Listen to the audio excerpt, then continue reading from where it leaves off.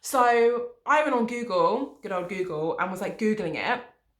Oh my God, big mistake, big mistake. I was Googling like, what is my fine gonna be? And it was telling me that I was gonna be fined like £100 a day. And I was like, oh my God, I'm gonna be bankrupt. Like I was freaking out.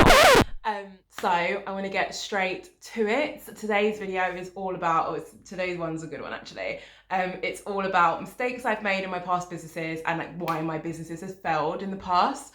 The reason why I wanted to make this video is because I know there's going to be a lot of people out there who may potentially make the same mistakes that I made. And I just want to make sure that you don't do that because they weren't fun. Luckily, I've learned from those mistakes and I do currently have 2 successful boutiques and I also have an Instagram page which I've turned into a business as well. So, you know, I've learned from my mistakes. This isn't going to be like a totally sad like sob story. There's a happy ending. But I have started a few other businesses in the past which haven't been as successful and, you know, I've made some errors. I've made some errors of judgment. So anyway, let's get to it and let's talk about those mistakes.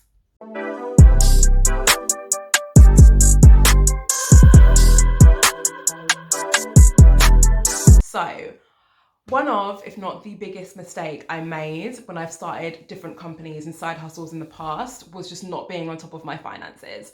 And this one, you've probably heard before, but it is so important. I can't even tell you. I'm going to tell you some stories to really bring to life how important this is. So I started a candle brand when I was like 21. I was really young and I loved it actually, and I'd love to bring it back one day. But I started it when I was about 21. I used to make all the candles myself, and I basically saved some money to put towards it. Didn't budget. Like I was 21 and I just wasn't that familiar with the whole concept of budgeting. Which if anyone who met me now would be like, what? Because I am like budgets are my friends. I live in a budget. Like that's all I do. I'm such a spreadsheet person. But like back then I wasn't. And I think that's partially due to the fact that I was just quite inexperienced and I hadn't had the jobs that I've had up to this point now where I learned a lot of those things. So I was really inexperienced and I didn't budget, which meant that the money just flew away from me and it wasn't being tracked or monitored, and therefore I wasn't putting enough money into certain things like marketing or attending trade shows and stuff. It meant that I wasn't spending efficiently at all, and that is definitely something which I had to pay for further down the line. Another repercussion of me not being on top of my finances was, you can probably guess, when the tax man came around and was like, hey, I need your returns, I had nothing to look at and to use to help me file my tax returns. And you know what? The fact that I even started my company and registered it as a limited company, I'd probably done all of that too soon anyway. I'm not going to be one to tell you not to file and register, you know, and do all the legal bits, because you should do that. But at the time, it was still very much a concept. So I think I probably should have given it a bit more time to get some legs before I started like registering it legally and therefore having to do all this paperwork. So anyway, I registered it nonetheless because I wanted to be, you know, by the book. And yeah, the tax man came knocking and was like, how much money have you spent? How much money have you earned? And I was like, I don't know. I don't know. So I had to go through all of my receipts, all of my inbox, and basically teach myself how to fill out a tax return as well, because they're not always that easy, especially when you're younger and you don't have a grasp of like finances or financial terminology. But eventually I filed them and they were fine. So I thought. Again, my naivety and something else that I missed, and this is this specific thing is quite UK based. The rest of the tips aren't. So apologies if you're not from the UK and you've got to bear with me here. But in the UK, you have to file 2 forms of tax returns. So you've got to file returns to Companies House and to HMRC. But little old 21-year-old Jay didn't know that. I don't know how I didn't know that. I'm sure they would have told me at some point, but I just didn't know. So I only filed 1 set of returns, and they also they're not that great at telling you that you've done something wrong. I think in my head I just thought, oh, if I've done this wrong, they're going to email me or something. No, they didn't. Like my returns were fine, but the fact that I'd missed these other returns in this deadline, they didn't tell me until about a year afterwards. And to be fair, I think the only reason why they even told me was because I filed to dissolve my company, because I was like, this isn't working. I don't even want to do this anymore. I'm going to look at something else. I filed to dissolve it. And obviously when you dissolve it, which basically means they take your name off the register and you're not like a legal company anymore, they obviously have to check to see that all your accounts are in order. And they were like, you've missed a deadline and it's like a year late. And they didn't even tell me, like, you know, they said you're going to get fined, but I didn't know how much. So I went on Google, good old Google, and was like Googling it.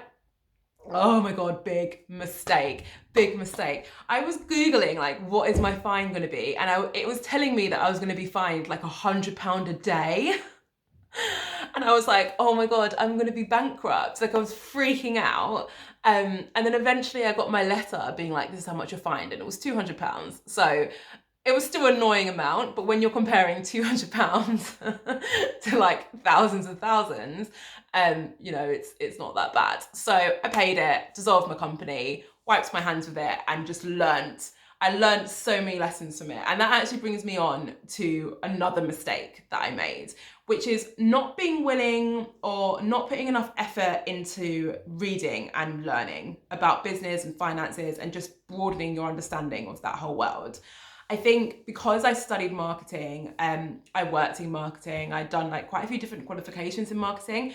I kind of felt like, oh, I can start a business because I know marketing, but there's obviously so much more to it.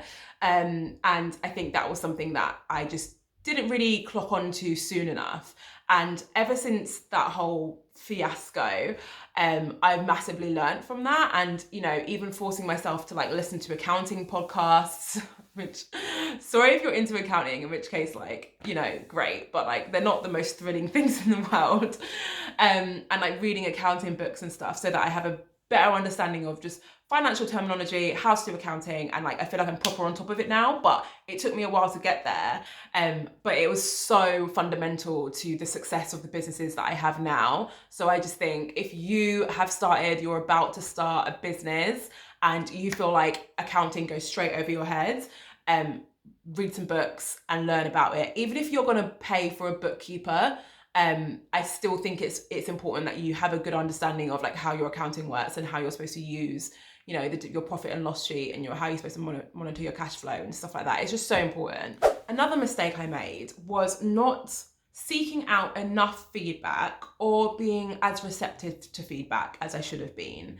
I think this is again a bit of a reflection of like my age at the time. So we're talking about the candle brand again. I was just a bit like, I don't know, I just wasn't at a stage where I was that good at like digesting or taking negative feedback as well as I should have been.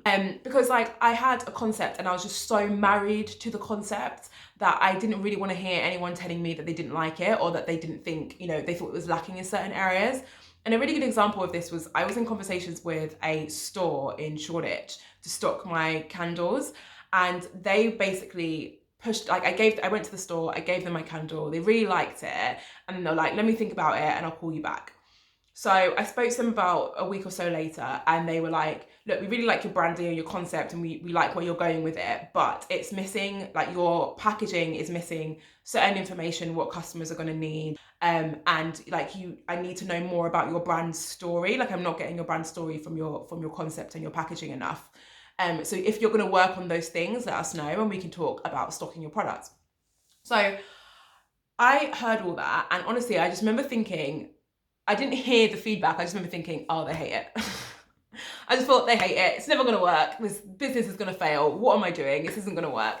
And that wasn't what they were saying at all. What they were saying was that they really liked it and they were actually giving me such valuable advice, which realistically every other store would have at some point given me as well. I was just at the start of my journey. So if I had been willing to make those changes, the future of that brand could have been significantly different, but I just let it get in my head and I let it discourage me too much rather than actually taking it on board and, you know, adapting it and incorporating it into my packaging and my branding. I truly believe that every business has the ability to succeed. And I think the reasons why some don't is, you know, there's a bunch of different reasons, but I think one of the biggest reasons is not because like the idea and stuff's bad, it's just because the person who's managing it isn't being receptive to feedback and isn't willing to change some things. If you think about it, if you're willing to be flexible and adapt your idea based on market research or, you know, opinions from your suppliers or your stakeholders, You know, if you're willing to really listen to that feedback and take it on board and adapt your product, then your product will work or your service will work, and it will be a huge success because you're literally listening to the market or you're listening to the buyers and you're creating something which you know that they want. So I feel like, you know, having that mindset now has massively helped me. And I just think if there's anyone out there who's received some negative feedback on their products or their service recently, and it's got in your head and made you think maybe you can't do this, just know that you can. And I'm not saying every feedback is valuable, but I think all feedback is worth listening to. And go out there and just get some more. Ask your friends, ask your family, you know. Get out there on the streets like they do on The Apprentice. maybe don't do that. So the next mistake I want to talk about is the big C word, which is consistency. I know I'm not alone with this one. Like, I know for a fact that people struggle with this. And I think the best way to kind of like bring the need for consistency to life is when you talk about it in the context of social media. So, you know, if you're a service or a brand, you have a social media account. I'm just assuming you do because you should. If you don't, then go and make one right now. But let's talk specifically about Instagram, right? Instagram's algorithm favors accounts who post frequently, who engage with people frequently, and just are genuinely consistent on their channel. If you are the type of person who struggles with kind of coming up with content or, you know, remembering to post every other day or however often you say, you know, you're not alone with that. Like, I've struggled with that sometimes as well. There are tools out there which can help you and which I use at the minute, and they've literally changed the game for me. So the main one is Later. I'll put a link in the bio. With Later, you can pre-schedule all of your content. And I know there's a few different sites you can do that with, like Hootsuite and stuff like that. But on Later, you can pre-schedule your Instagram posts and actually have them be post automatically, which isn't something that you're able to do on a lot of other sites. So I spend every Sunday pre-scheduling my content for Raya London, which is my bag boutique, Lila London, which is my swimwear boutique, We Side Hustle, which is this channel. I schedule all of the content a week ahead, and that basically means that no matter what happens that week, there will be consistent content going out on that channel. And with the other stuff across all my businesses, which I need to be consistent with, whether it's replying to my DMs and responding to customer inquiries, checking my website for broken links, I use an app called Todoist, which is basically just like a to-do list app. Don't know why I had to describe that. Obviously, that's what it is. But it is my Bible.